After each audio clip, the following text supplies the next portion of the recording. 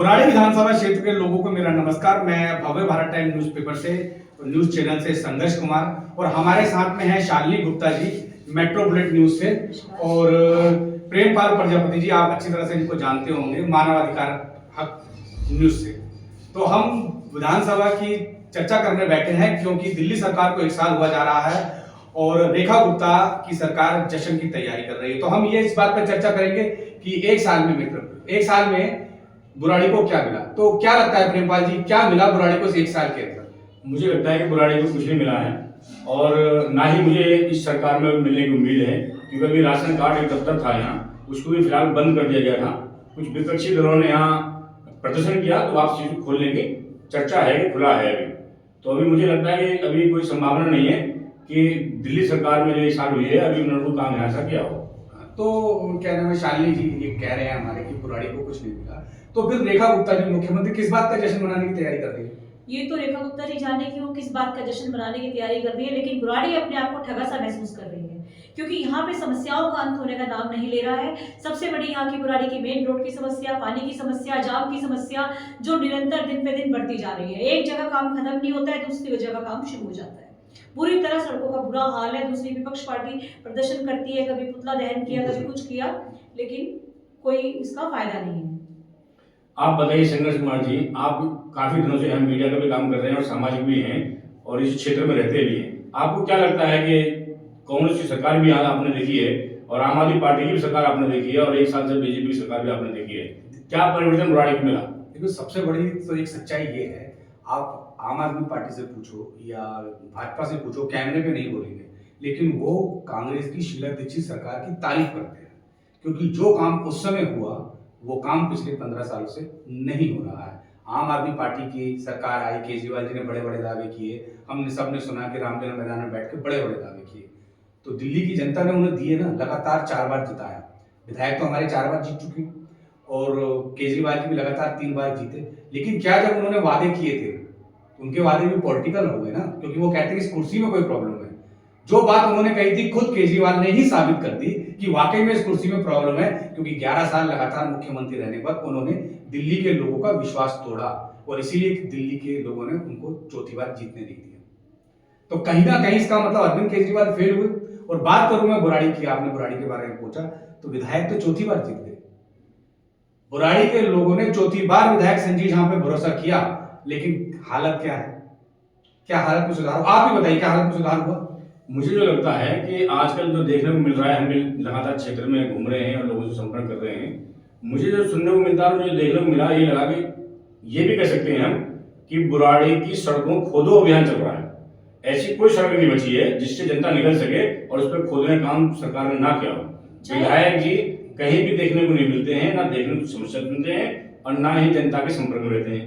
कितनी बड़ी समस्या हो। शालिनी जी, सबसे बड़ी बात तो ये है कि अभी विधायक जी ने साल भर में जो सरकार आई है रेखा गुप्ता की, तो विधायक जी ने बड़े इंटरेस्टिंग सवाल पूछे विधानसभा में। लेकिन मैं ये पूछना चाहता हूं विधायक जी आपसे कि ये सवाल आपने अपनी सरकार रहते हुए क्यों नहीं उठाए? जब आपकी सरकार थी, ठीक है, जब विधायक की सरकार होती है तो ज्यादा काम कर सकता है। अभी तो आप बहाना बना दोगे कि भाजपा की सरकार है, हमें काम नहीं करने दिया जा रहा, तो इस पे आप क्या कहोगे? 4 बार विधायक रहने के बाद उनसे कोई काम नहीं किया गया। ये केजरीवाल सरकार हो या रेखा गुप्ता सरकार हो, हमें तो लगता है ये सरकार सिर्फ झूठे वादे और झूठे दावों की सरकार है। तो फिर जनता क्यों इनको बार बार वोट देती है? क्यों प्रेमपाल जी? एक उम्मीद पे। बात एक और है कि यहाँ भाजपा गठबंधन में चुनाव लड़ती है और गठबंधन में लड़ने के बावजूद क्या है कि भाजपा के जो कार्यकर्ता हैं वो एनडीए की तरफ उम्मीदवार को वोट देना पसंद नहीं करती है। अगर ये मुद्दा आमने सामने मुकाबला हो जाए तो कहीं ना कहीं संजीव झा जी चुनाव को हारने का मुंह देखना पड़ सकता है।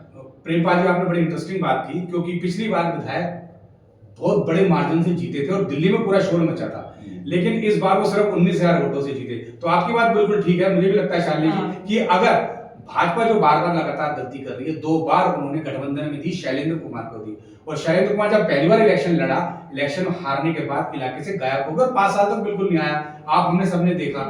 अब फिर वो इलेक्शन लड़ा, सरकार को 1 साल हो गए, लेकिन क्या शालिनी जी आपको लगता है 1 साल बाद कहीं शैलेंद्र कुमार कहीं दिखे?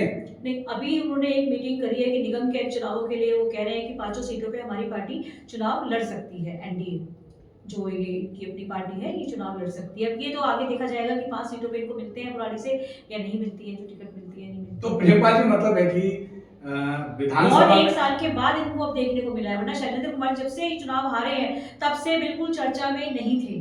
कहाँ गायब हुए ये हमें भी नहीं पता, हम पत्रकार लोग हैं, मार्केट में रहते हैं, लेकिन हमें नहीं पता कि वो कहाँ गायब हुए। तो ये कैसी कैसी राजनीति है?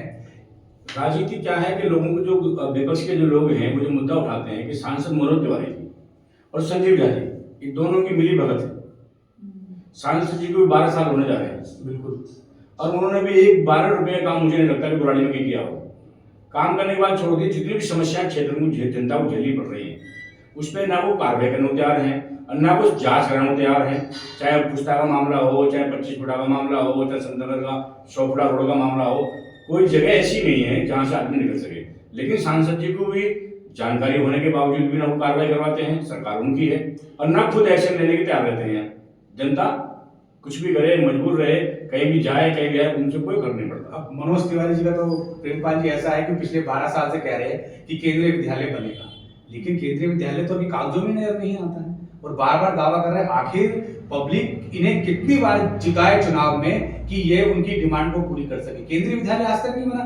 मुझे लगता है बुराड़ी विधानसभा क्षेत्र से ऐसे कई, मेरे ख्याल से मेरा मोटा मोटा अंदाजा 2 से 3 हजार बच्चे हैं जो केंद्रीय विद्यालयों में पढ़ते हैं और बुराड़ी से बाहर के स्कूलों में जाते हैं। शालीमार बाग, प्रीतमपुरा, अशोक विहार, रोहिणी, उनको जाना पड़ता। अब बड़ा सवाल ये भी उठता है शाली जी कि सरकार आपकी सेंटर में 12 साल से, आप 12 साल से सांसद, फिर भी एक केंद्रीय विद्यालय इस इलाके को नहीं दे पा रहे, जो क्या वजह हो सकती है इसकी?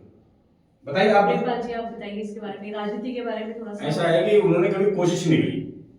अगर वो कोशिश कर लेते तो कहीं ना कहीं केंद्रीय विद्यालय की फाइल चलती, कहीं ना कहीं उसको अप्रूवल मिलती।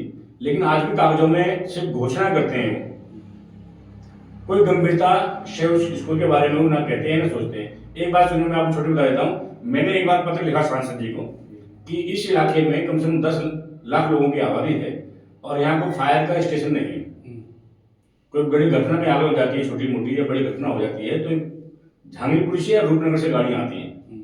उस बात को लेकर कम से कम लगभग 2-3 साल हो गए होंगे, आज तक उसको कार्रवाई नहीं हुई है। अच्छा, जबकि फायर स्टेशन यहाँ होना चाहिए, बिल्कुल होना चाहिए, लेकिन उन्होंने कोई कार्रवाई नहीं की। मैंने सांसद को चिट्ठी लिखी उस पर, अच्छा, कोई जवाब नहीं आया। कोई जवाब नहीं आया। अच्छा, बड़ी बात तो ये है ना कि मेट्रो को बने हुए 1 साल पूरा हो गया है, कितना ट्रायल करेंगे? और बुराड़ी की अगर मेट्रो चालू होती है तो यहाँ बुराड़ी के 12 लाख लोगों को इससे कितना फायदा मिलेगा, क्योंकि ये मेट्रो पूरी दिल्ली से जुड़ी हुई है। कनेक्टिविटी बहुत अच्छी है यहाँ पे। अगर ये मेट्रो चालू हो जाती है, और ट्रायल हमेशा एक 1 जनवरी को चालू हुई, पिछले साल से ये ट्रायल चलते आ रहे हैं कि अब चालू होगी, अब चालू होगी, लेकिन ये चालू होने का नाम नहीं ले रही है।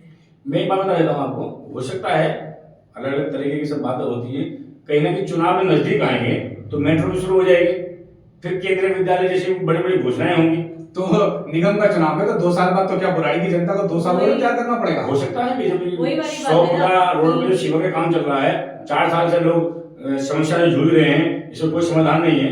दिल्ली में मेट्रो बनी, जैसे आपने पिछली कहा कि शीला सरकार को आज भी लोग याद करते हैं।